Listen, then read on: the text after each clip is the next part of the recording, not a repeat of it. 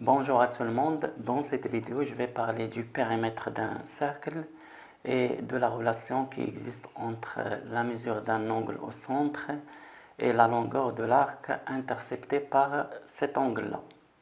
Alors, soit c'est un cercle quelconque de centre O et de rayon R. Je rappelle que le périmètre de ce cercle-là, c'est P est égal à 2pi fois R.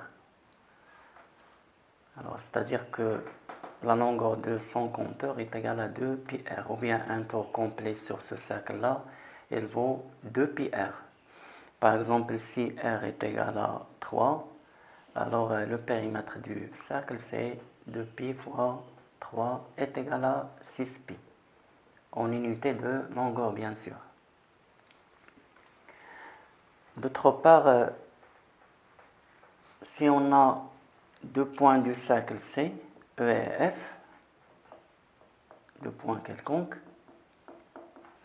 si je considère l'angle au centre EOF, cet angle-là, donc il intercepte l'arc EF, voilà, l'arc en rouge EF.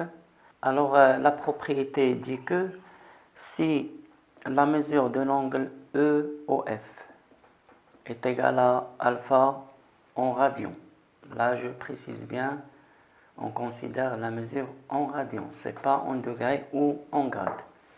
Alors, la mesure de l'arc EF, ça va être égal à alpha fois R, bien sûr en unité de longueur. Ça n'a pas de sens de dire que la mesure de l'arc EF est égale à alpha R radian, parce que le radian est réservé pour les angles.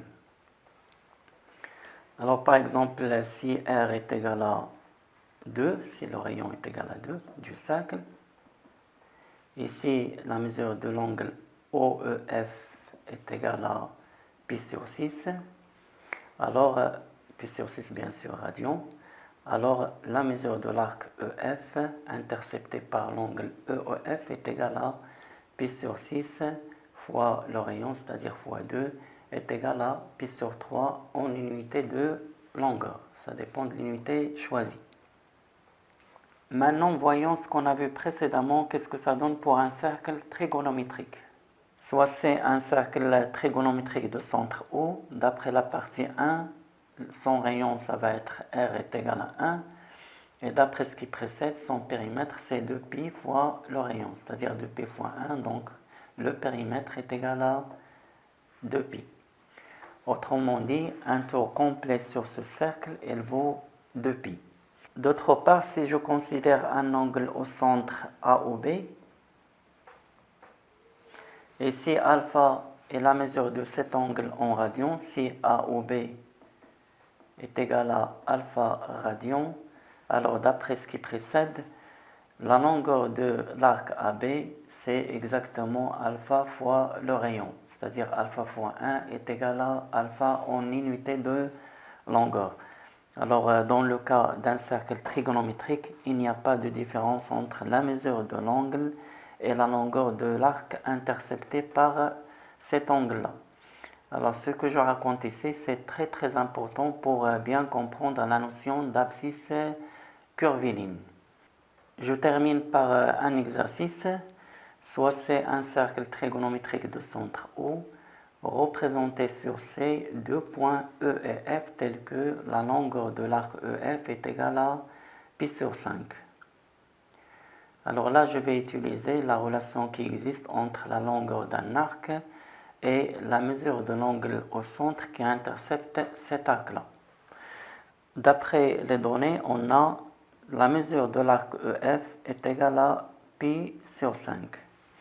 Donc, la mesure de l'angle au centre, OEF, qui intercepte cet arc-là, en radians, c'est pi sur 5 radians.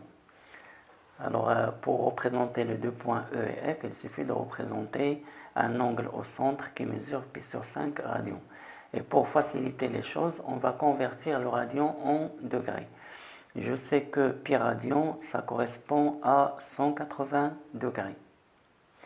Donc, pi sur 5 radians, ça va correspondre à 180 sur 5 degrés, c'est-à-dire 36 degrés.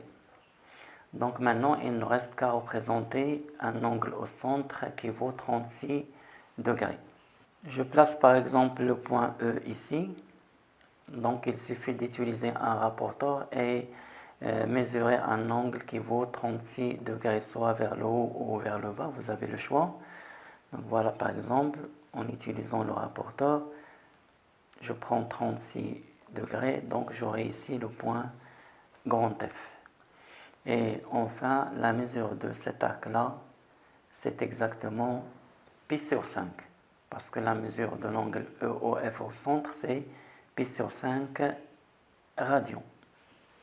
Eh bien, merci pour votre attention, à bientôt et à la prochaine.